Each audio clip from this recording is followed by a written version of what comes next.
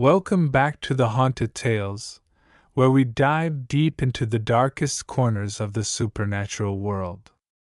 Tonight, we have a chilling tale for you, one that'll keep you up at night, wondering if the ghosts of the past are closer than you think.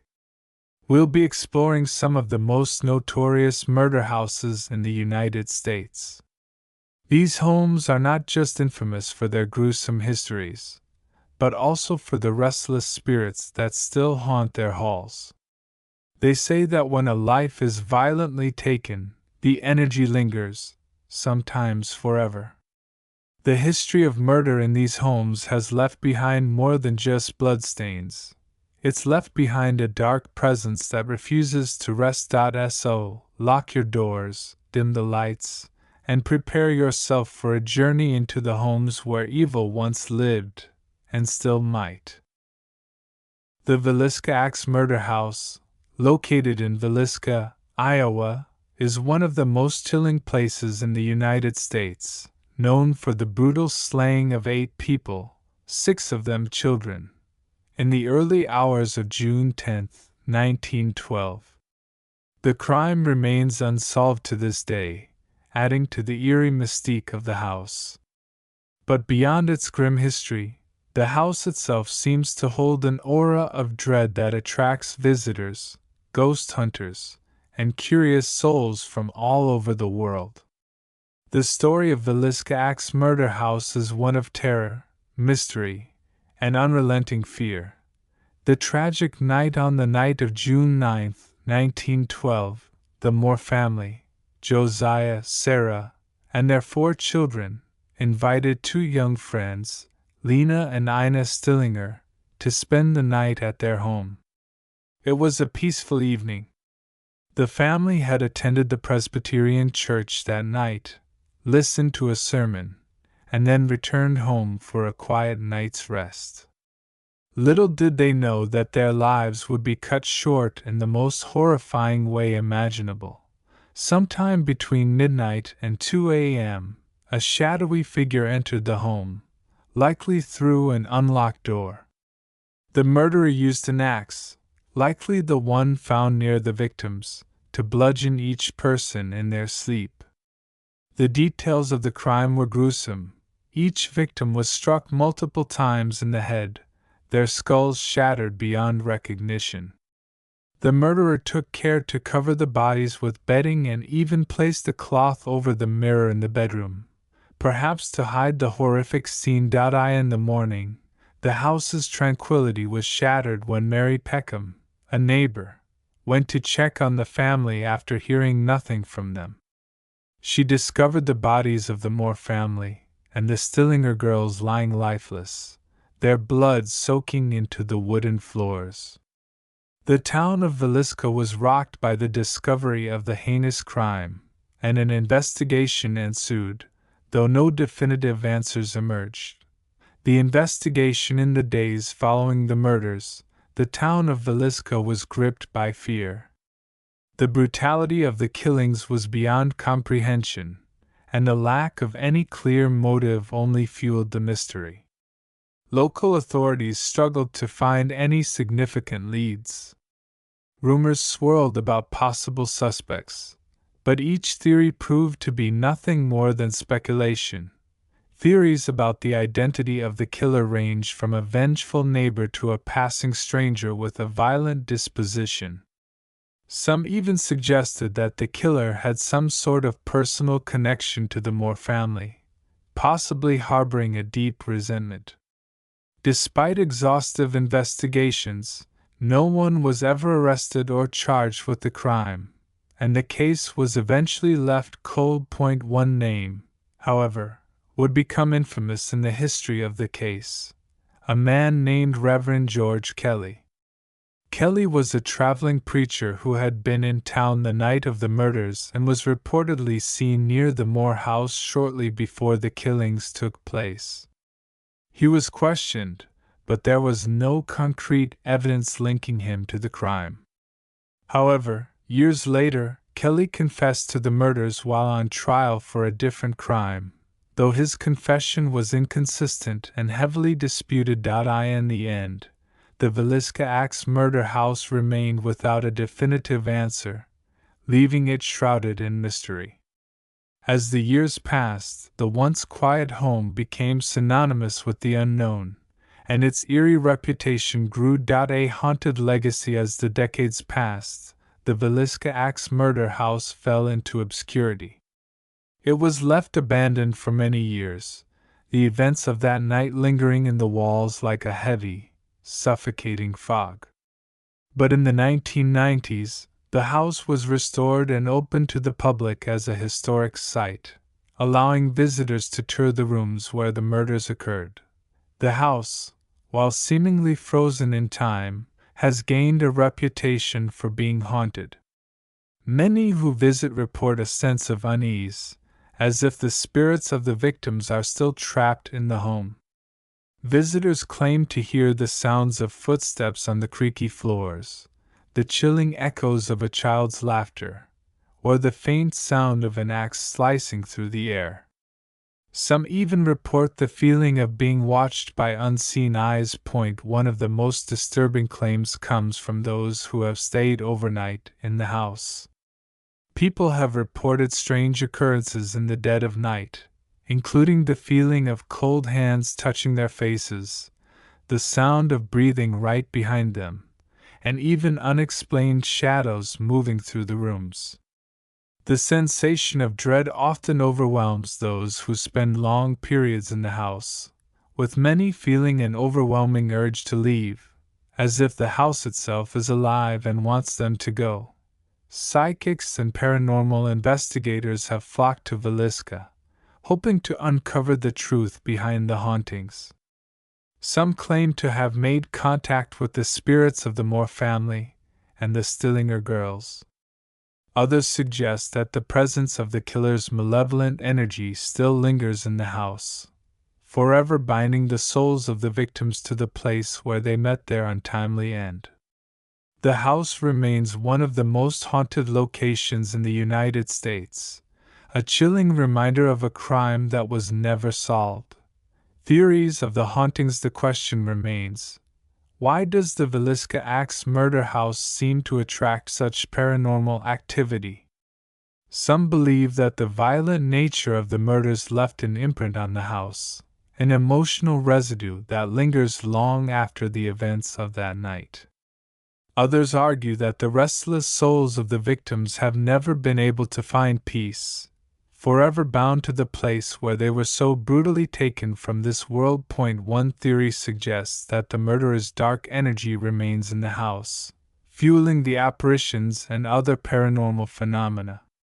It is not uncommon for locations with violent histories to become hotspots for paranormal activity, as negative emotions, such as fear, anger, and pain, can supposedly leave lasting marks on a place. Given the horrific nature of the Villisca Axe murders, it is easy to see why this theory might hold some weight. Others speculate that the house's location, in a small town with a long history, could also contribute to its haunting reputation. Villisca, a quiet farming community, has always been steeped in its own peculiar history, with tales of strange occurrences and local legends passed down through the generations. The Villisca Axe murder house, once a beloved family home, now serves as a reminder of the darkness that can lurk in even the most peaceful places. The Lizzie Borden House, located in Fall River, Massachusetts, has become one of the most infamous locations in American history, known for the brutal murders of Andrew and Abby Borden. The story surrounding the Borden family and the tragic events of August 4, 1892, has fascinated both true crime enthusiasts and paranormal investigators for decades. However, the house's tale goes beyond the horrific deaths that occurred within its walls. It's also a place steeped in eerie occurrences and mysterious energy that continues to captivate anyone who steps inside. The quiet before the storm. It was a warm summer morning when the Borden family awoke to what would soon become a violent and tragic day. Andrew Borden, a prosperous businessman, and his second wife, Abby, lived in a modest yet dignified home on 92 2nd Street in Fall River. Their daughters, Lizzie and Emma, also resided in the home, though Emma had left briefly to visit friends, leaving Lizzie alone with her parents and the family maid. Lizzie, a 32-year-old woman known for her cold demeanor and peculiar habits, had been living under the oppressive rule of her father, a man who made his fortune in textile mills. He was known to be miserly, and rumors circulated that his marriage to Abby was less than loving. Lizzie had a reputation for being a difficult woman to get along with, and she had strained relationships with both her parents and the servants. On the morning of the murders, Andrew Borden left the house to conduct some business, leaving Abby alone with Lizzie. It wasn't long before tragedy struck. The murders at around 9 a.m., Abby Borden was found dead in the guest room, her skull smashed beyond recognition. She had been brutally attacked with an axe, which left her body in a state of horrific disarray. The police were called, and the first officers on the scene were horrified by what they found. The house seemed eerily quiet, despite the violence that had occurred just a few feet away. Meanwhile, Lizzie Borden was upstairs in the attic, seemingly oblivious to the carnage downstairs. But soon, the sound of Andrew Borden's footsteps approaching the house startled Lizzie. By the time Andrew entered the front door, he too was struck with the same weapon, an axe, and was left to die on the living room sofa. His body was in a similarly disfigured state, his skull crushed with brutal force. What seemed like a double homicide would soon take a dark turn, as the police struggled to understand what had happened. No signs of forced entry were found, and there were no witnesses to speak of.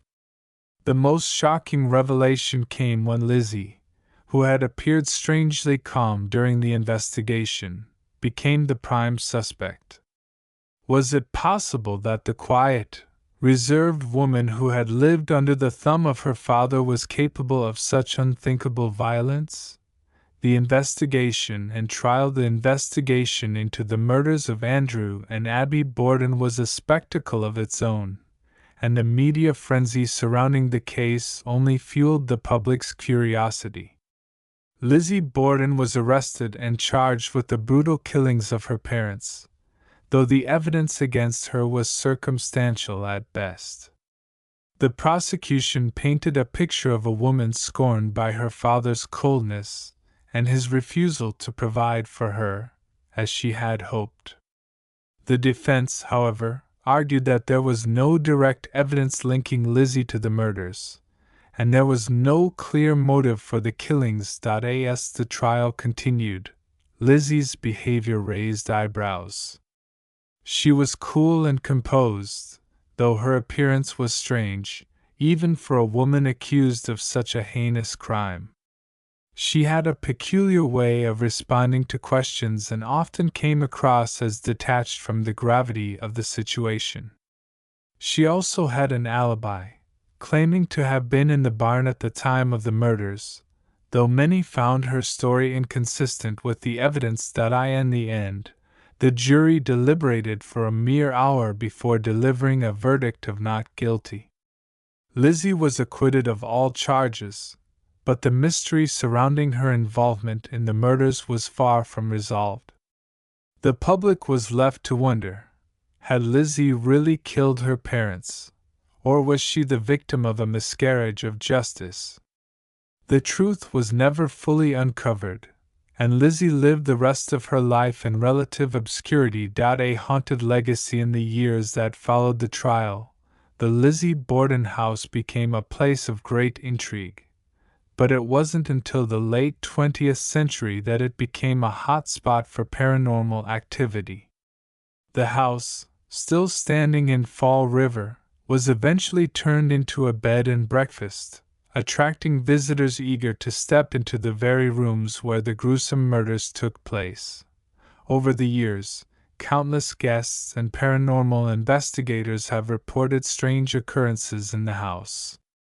Many have claimed to hear the sound of footsteps echoing through the halls, or the sound of a woman sobbing in the dead of night. Cold spots and strange apparitions have been witnessed by numerous visitors, and some have even felt a heavy, oppressive presence in certain rooms, particularly the guest room where Abby Borden was found murdered. The most famous paranormal event associated with the Lizzie Borden House occurred when a group of ghost hunters used EVP, electronic voice phenomenon, equipment to attempt communication with any spirits that may haunt the house. They recorded the voice of a woman saying, "Lizzie." The chilling voice sent shivers down their spines, leading many to believe that the restless spirit of Lizzie Borden herself still roamed the halls, perhaps seeking answers for the crime she was never convicted of. The dark energy that lingers while the true story of the murders may never be known for certain, the Lizzie Borden house remains a dark, enigmatic symbol of unresolved mysteries and lingering spirits. Whether one believes in the supernatural or not, it is clear that the house has a certain energy, an unsettling aura that makes it impossible for those who visit to forget the horrors that transpired there. For some, the Lizzie Borden house is a place of fascination, a historical landmark where a tragic crime was committed. For others, it is a site of dark energy, where the restless souls of the past are trapped, forever lingering in the shadows. In the end, the Lizzie Borden house is more than just a building. It's a symbol of the haunting power of unanswered questions, the sinister nature of the unknown, and the chilling possibility that some mysteries are better left unsolved. And as long as the house stands, so too will the mystery of Lizzie Borden, forever a part of the fabric of American history, and forever a source of fascination for those brave enough to confront the past. The Amityville Horror House, a tale of terror in New York. On a quiet, peaceful street in Amityville, New York, stood a house that would become infamous for its terrifying secrets. The residence, located at 112 Ocean Avenue, had all the outward appearance of a normal suburban home, a beautiful Dutch colonial with a picturesque facade and large windows. However, beneath its charm, a dark history lurked, and the house would become a symbol of paranormal horror that would haunt the world for years to come. It all began in November of 1974 when a brutal tragedy unfolded within its walls. The DeFeo family, who had lived in the house for years, became the victims of a gruesome mass murder.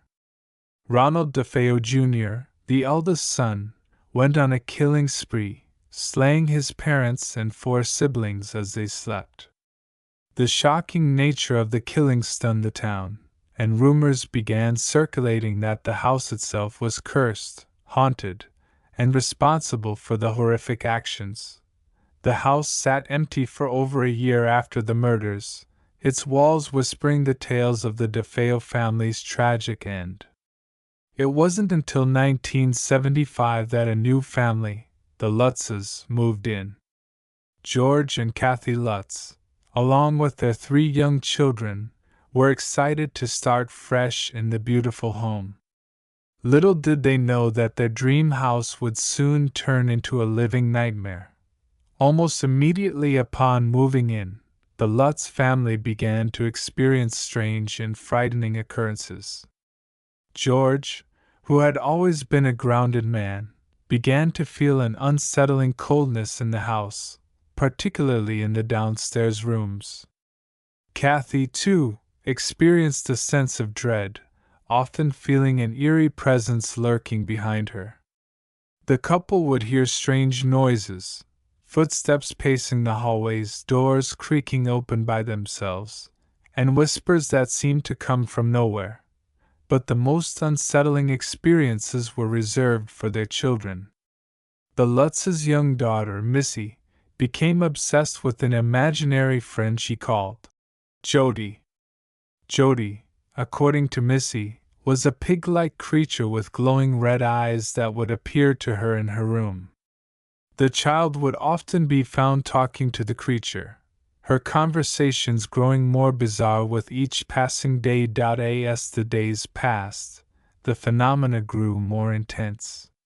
The family's once beautiful home seemed to be alive with malevolent energy. At night, strange odors filled the house, rancid smells of decay, sulfur, and something worse that couldn't be named.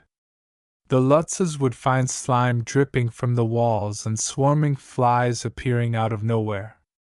The kitchen, once clean and tidy, was often found in disarray, as if an unseen force had been playing with the objects. George and Kathy began to feel the house's grip tightening around them. George, once an easygoing man, became increasingly irritable and erratic. He would wake up at 3:15 a.m. every morning, precisely the time when the DeFeo murders had occurred, and feel an overwhelming compulsion to go to the basement. He would describe an unrelenting sense of dread and horror as he stood at the threshold of the basement door, unable to go further, yet unable to stay away. Kathy, too, was affected. She would often experience vivid dreams and nightmares where she was tormented by the ghostly images of the DeFeo family.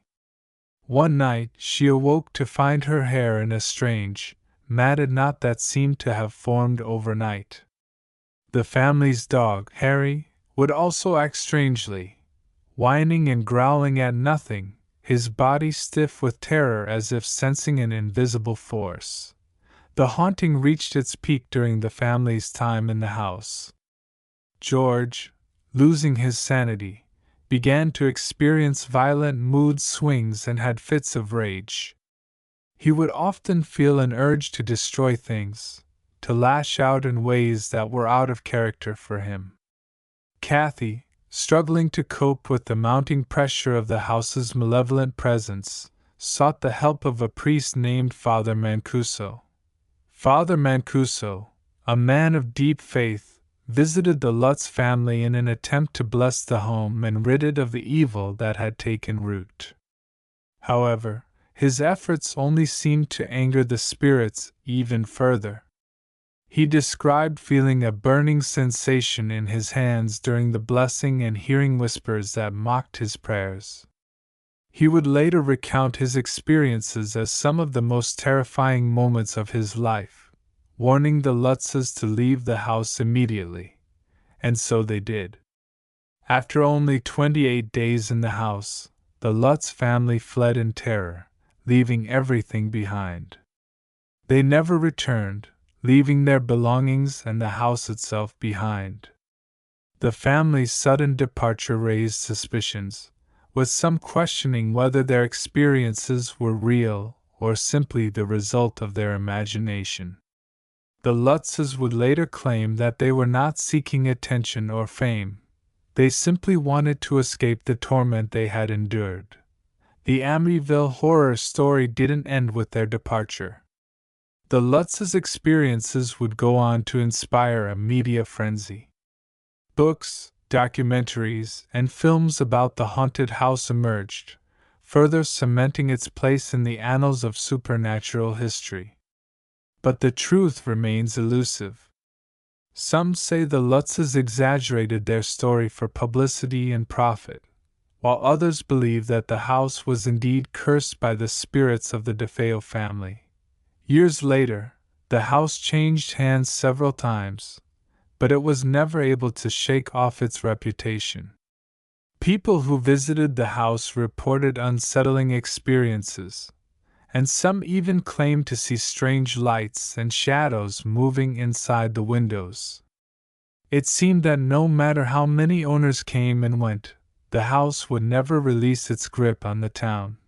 Today, the Amityville Horror House still stands, its windows now boarded up, its once pristine exterior showing signs of age.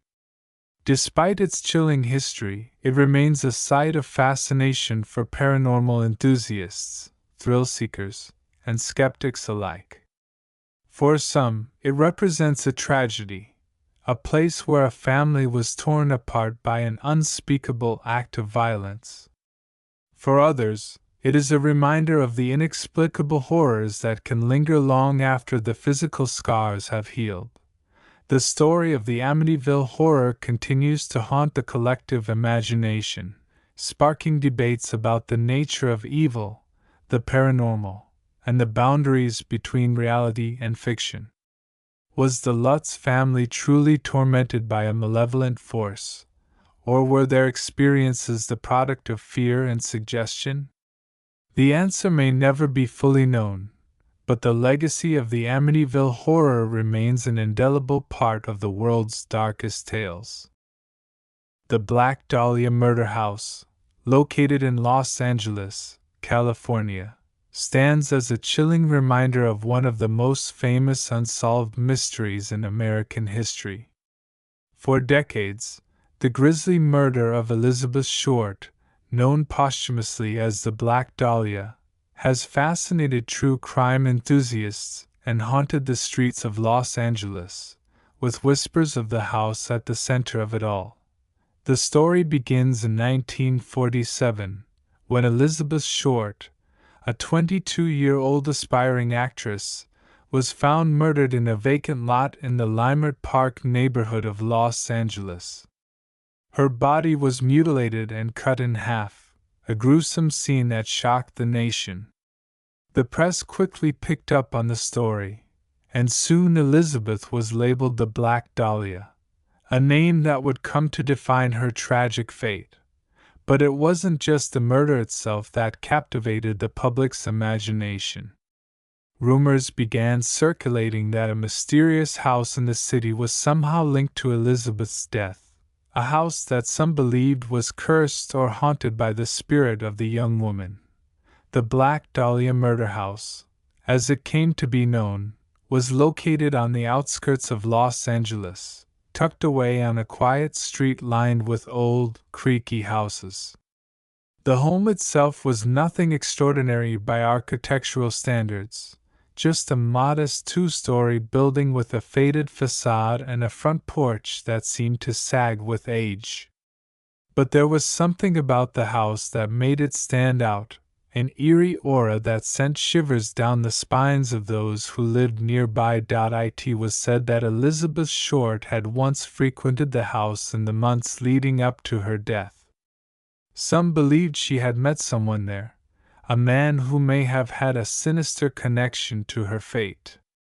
Others insisted that the house itself held dark secrets, its walls absorbing the sorrow and pain of the horrific crime that had taken place. In the years that followed, the house became the subject of speculation, with locals and detectives alike pondering whether the home had been the scene of Elizabeth's final moments, or if it had simply become a twisted symbol of the tragedy. No one could say for sure, but what was undeniable was the sense of unease that surrounded the property.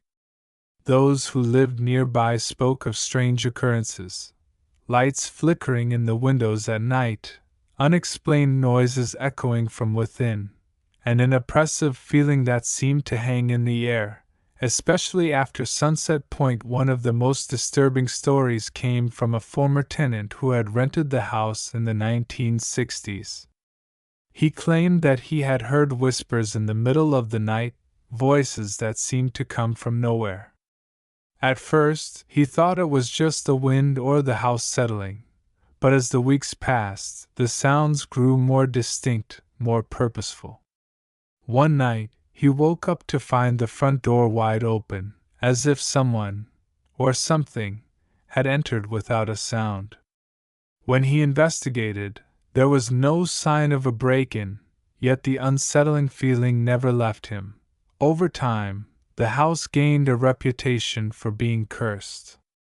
Some believed that the spirit of Elizabeth Short lingered there, seeking revenge for her untimely and brutal murder. Others thought the house was merely a vessel for the dark energy that had surrounded the crime, a place where the unresolved trauma of the past would manifest. In the 1980s, a group of paranormal investigators visited the Black Dahlia murder house, hoping to uncover the truth behind the rumors. Armed with cameras, EVP recorders, and a sense of dread, they set out to explore the house. As they ventured through the empty rooms, they recorded strange phenomena: cold spots, flickering lights, and the unmistakable feeling that they were not alone. One investigator even claimed to have seen the shadowy figure of a woman in a white dress standing in the corner of a room.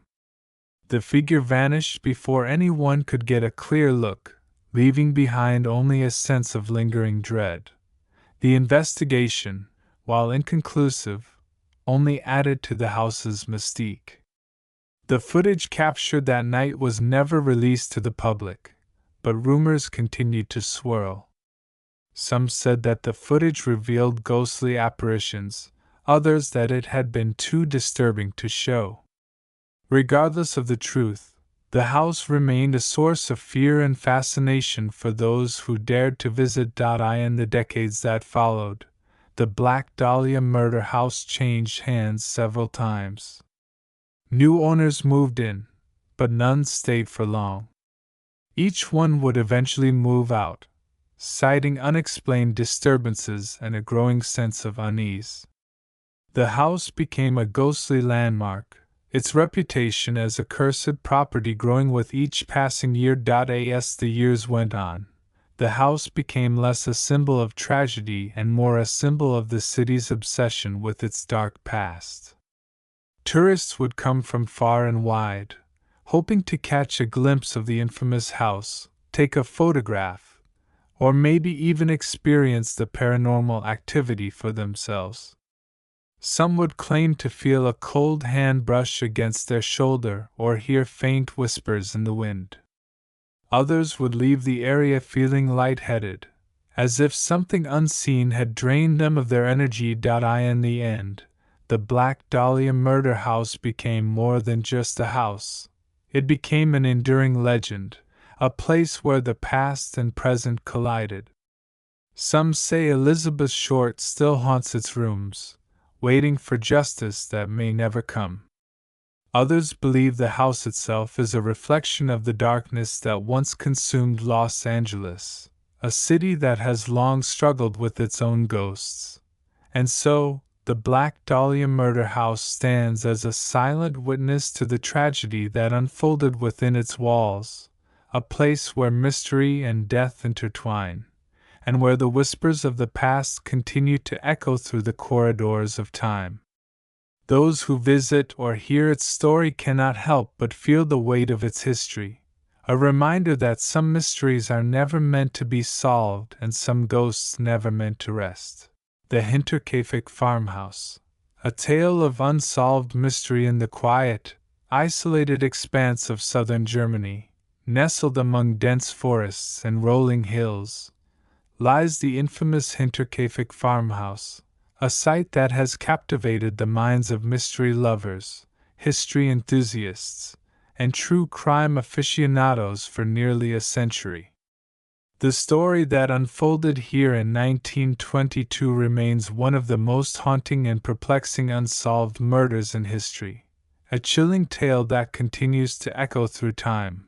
Hinterkaifeck, once a small, self-sufficient farm, had been isolated from the nearest village for miles.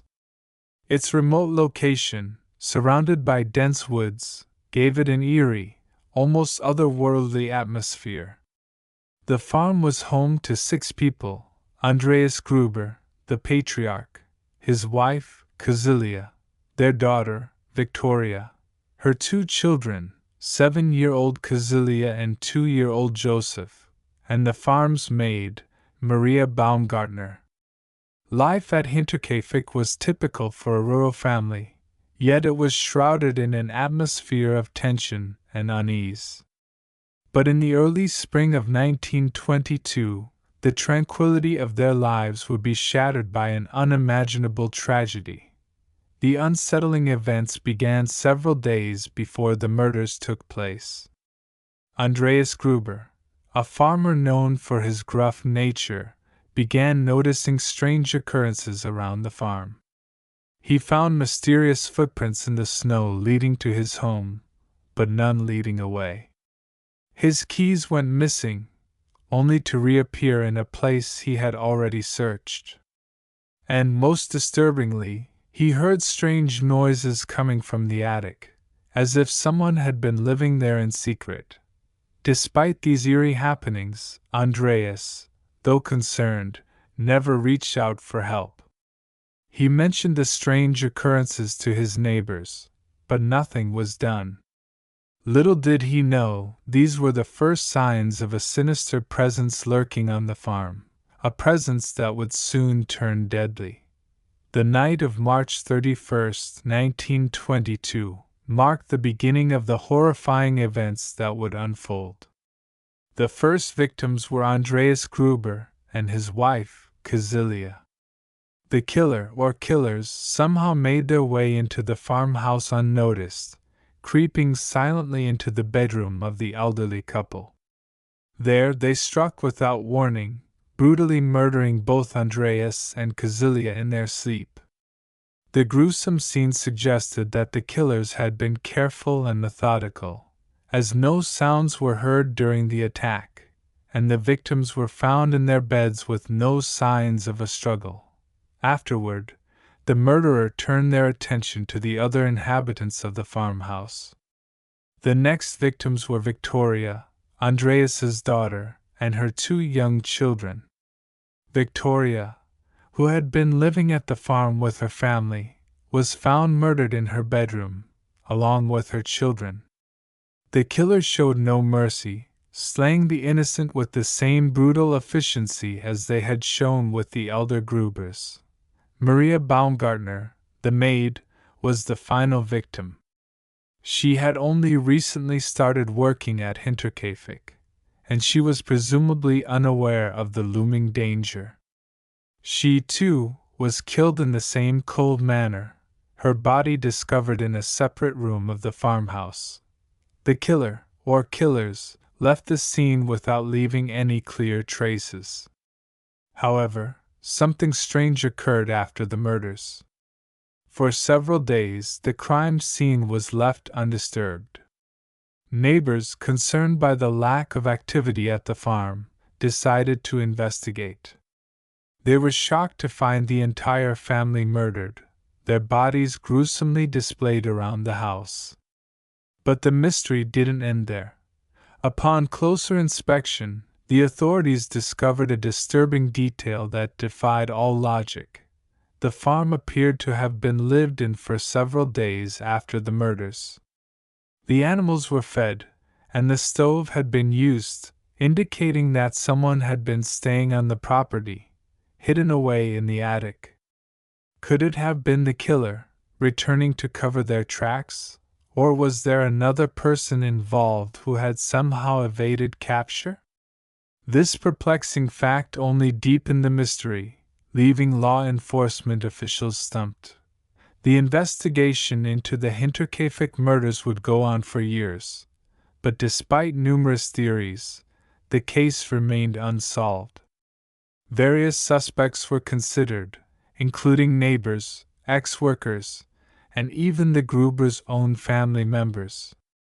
Some believed that the killer might have been someone from the nearby village, while others speculated that it could have been a family member with a vendetta. The most chilling theory was that the killer had lived in the farmhouse for days after the murders, hiding in the attic and silently watching as the world around them fell into chaos. But no evidence was ever uncovered to definitively link anyone to the crime. There were no witnesses, no confessions, and no clear motives. The strange, eerie happenings before the murders, footprints in the snow, the strange noises in the attic, remained unexplained, leaving only more questions than answers. the Hinterkaifeck farmhouse itself became an icon of the unsolved mystery, its dilapidated state adding to its chilling reputation. The property remained abandoned for years, eventually falling into ruin. In 1923, a new owner purchased the land and had the farmhouse demolished. The remnants of the building were removed, but the haunting legend of Hinterkaifeck lived on. To this day, the Hinterkaifeck murders remain one of the most disturbing and perplexing true crime stories in history. The lack of resolution, combined with the eerie events leading up to the killings and the unexplained activity afterward, has ensured that the legend of the farmhouse endures in the collective consciousness. Despite the passage of time, the mystery continues to fascinate and terrify those who hear the tale. The Hinterkaifeck murders are a reminder of the darkness that can dwell in the most unexpected places. And as long as the story is told, the farmhouse remains an eerie symbol of unanswered questions, a place where the truth may never be fully known. The chilling image of the Hinterkaifeck farmhouse, now only a shadow of its former self, lingers in the minds of those who dare to learn about its tragic past. From the Villisca Axe murder house to the chilling hauntings at the Black Dahlia murder house, these locations remain infamous not only for the brutal acts of violence that took place within their walls but also for the restless spirits that continue to linger. Whether you believe in the supernatural or not, there's no denying that the energy of these places remains heavy, as if the ghosts of the past refuse to leave their tragic histories behind. Thank you for joining us on this dark journey through the most haunted murder houses in the United States and beyond. If you enjoyed this video, don't forget to like, comment, and subscribe to the Haunted Tales for more spine-tingling tales from the world of the supernatural. Until next time, remember, sometimes the past isn't dead, it's just waiting to be discovered.